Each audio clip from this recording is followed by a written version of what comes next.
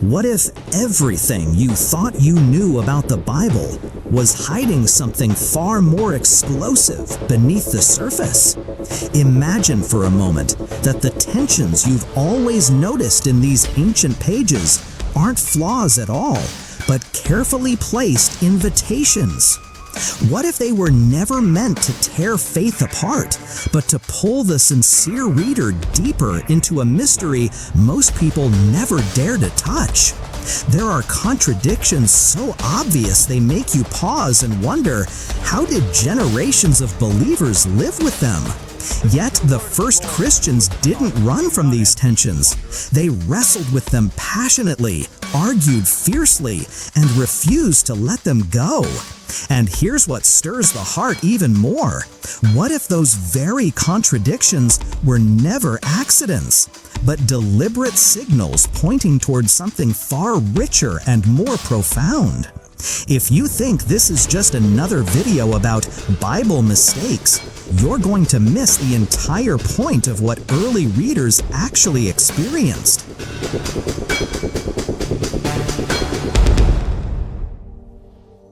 What waits at the end of this exploration isn't just explanation, it's a completely different way of reading these ancient texts. Stay with me. This wasn't some distant academic debate. For the first followers of Jesus, even small inconsistencies in Scripture became something opponents could use as a weapon. Pagan philosophers, Jewish critics, rival groups, they all looked for cracks in the text.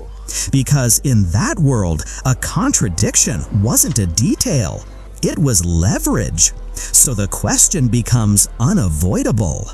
What if these contradictions were never mistakes, but signals pointing somewhere deeper? But here's what most people miss. The real issue was never the contradiction itself. It was how people were trained to read it. This is the story of three tensions, and of the very different ways early thinkers tried to work through them. Not just about the Bible, but about how meaning itself was handled in the ancient world. When we step back and look more carefully, something begins to shift in how we see these ancient writings. The surface tensions that seem so clear at first glance start to invite a different kind of attention. Not the kind that rushes to dismiss or defend, but the kind that listens more closely to what the texts themselves seem to be doing. Let's begin with one that sits right at the heart of the story many people know best. Seen from a distance, genealogies look like simple historical records. But once you go deeper, the structure starts to feel more layered than it first appears. This first tension sits at the center of the Christian claim: Jesus as the descendant of King David. Matthew and Luke both build genealogies to establish that line through Joseph, but they don't match. And what makes it more unsettling is that both were preserved inside communities that treated their texts as sacred. Matthew traces the line from Abraham through David's son Solomon down to Joseph. He writes, Jacob, the father of Joseph, the husband of Mary. Luke, on the other hand, traces a different line entirely, ending with Jesus being the son, as was supposed, of Joseph, the son of Heli. So which is it, Jacob or Heli? And the divergence doesn't stop there. After David, the line splits completely. Solomon in Matthew, Nathan in Luke. The Hebrew idea often discussed here is yalad, not just biological fatherhood, but legal identity and inheritance, belonging more than biology. And that created real pressure. Critics could easily say, if your own texts can't agree on something this basic, why trust anything else? At that point, the problem wasn't academic anymore. It became existential for early believers. And this is where interpretation starts to split. A 3rd century historian, Sextus Julius Africanus, offered one of the earliest attempts to resolve it. He pointed to levirate marriage law from Deuteronomy 25, where family lines could continue through a brother if someone died without children. His reconstruction is complex, two family lines merging through marriage and legal inheritance. In that reading, Joseph carries two identities at once: biological lineage through Jacob, legal lineage through Heli. One genealogy describes origin, the other describes legal belonging. And in that framework, the contradiction disappears. Whether that explanation convinces modern readers or not is another question. But it shows something important. These tensions weren't ignored, they were taken seriously and worked through. Let's sit with that for a moment. These weren't casual documents thrown together without care. They were copied, preserved, and passed on by people who saw profound significance in them. The differences in the lines weren't hidden or removed. Instead, readers returned to the texts themselves, to the cultural and legal frameworks they emerged from, looking for the kind of coherence that respected the surface while listening for something steadier underneath. This approach didn't treat the writings as fragile, it treated them as worthy of sustained, careful attention. The legal and inheritance practices of the time provided a structure through which the two accounts could stand together without collapsing. One path spoke to biological descent, another spoke to rightful belonging and inheritance. Together, they reinforced the claim rather than undermining it. And then there's a different kind of tension, one about credibility. Judas Iscariot. Matthew describes a quiet ending, regret, the return of silver, and hanging himself. Acts describes something far more violent, his body falling, bursting open in a field. Two accounts, two very different endings. And the question is simple: which one happened? Before that, it's worth noticing something in the language itself. The Greek term paradidomi doesn't just mean to hand over. It carries the sense of delivering someone into an outcome, almost inevitability built into the act. That's why later interpreters didn't always see contradiction. They saw fragments of one sequence.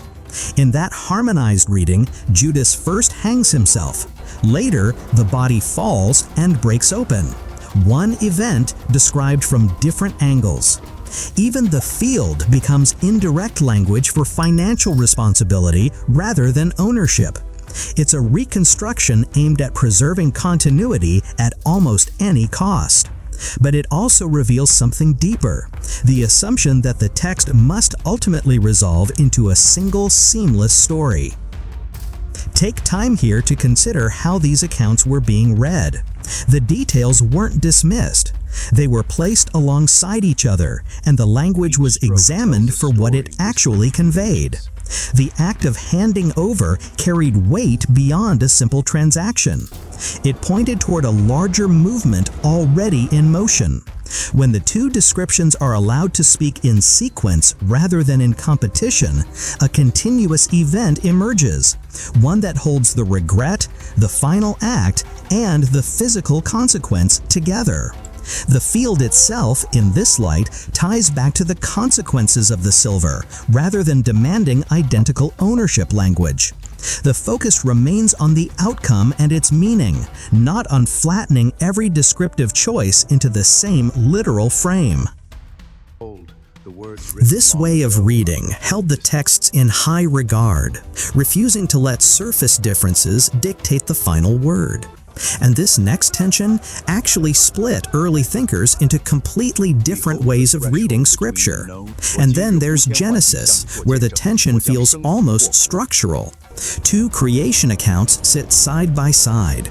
Genesis 1 unfolds in a structured sequence, 6 days with humanity appearing last, as male and female together. Genesis 2 reopens the story differently. A man formed first, then the garden, then animals, and finally woman. Same world, different order. And it's not just sequence, the tone shifts too. One feels cosmic and spoken, the other feels intimate and hands-on. So, what's really going on here? Some early thinkers trained in Greek logic saw a problem. Others saw something else entirely. The Hebrew term nephesh, often translated as living being, carries the sense of breath and living presence more than strict chronology. That alone changes how the text reads. Then comes Origen.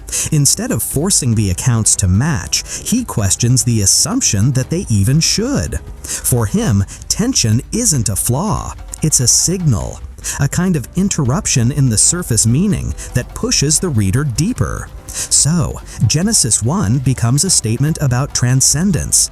Genesis 2 becomes a statement about intimacy. Not competing timelines, but layered meaning. Two angles on the same reality. And once you see that possibility, the question shifts. It's no longer which is correct, but what kind of reading are we actually doing here? And strangely, the most important part of all three tensions is not how they were solved, but how similarly they were approached. And once you notice this pattern, it doesn't really go away. For the genealogies, there's legal reconstruction. For Judas, narrative harmonization. For Genesis, allegorical reading. Three different ways of dealing with tension.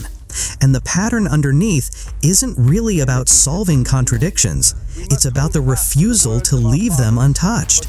That tells us something about how ancient readers approached meaning. They weren't flattening the text. They were trying to live inside it. And maybe that's the real shift.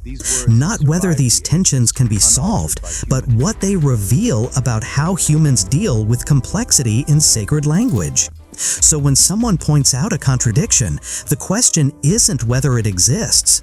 The question becomes, what kind of reading are we assuming that makes it look like a contradiction in the first place? And that's where the real conversation begins. Throughout these examples, we see a consistent posture. Early readers returned again and again to the texts, to their own cultural and linguistic worlds, and to the assumption that sacred writing carried depth worth pursuing. Legal frameworks illuminated the genealogies. Narrative continuity held the accounts of Judas together.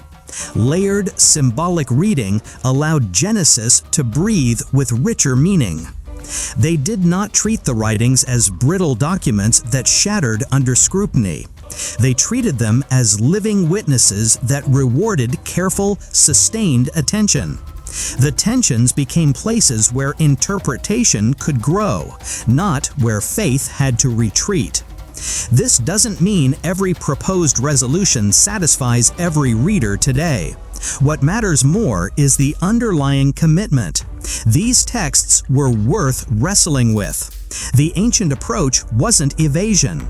It was engagement, deep, persistent engagement with what the words actually said and how they said it.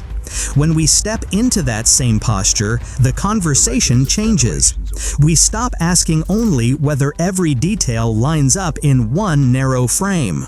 We begin asking what kind of reading honors the full reality these writings present. That shift opens the door to seeing the Bible not as a flat record, but as a richly textured witness. The genealogies affirm belonging and promise. The accounts around Judas underscore consequence and tragedy. The creation narratives together proclaim both the majesty and the intimacy of the Creator. None of this erases the surface differences. It reframes them as part of a larger invitation to read more carefully, to listen more deeply, and to live inside the complexity rather than demand simplicity at any cost. If something here stayed with you, share it, not for the channel, but because someone else might be carrying the same question and doesn't know where to start. What stayed with you? Even one word is enough. Because this is what ancient roots reveal. When the buried truth is uncovered, the entire story changes.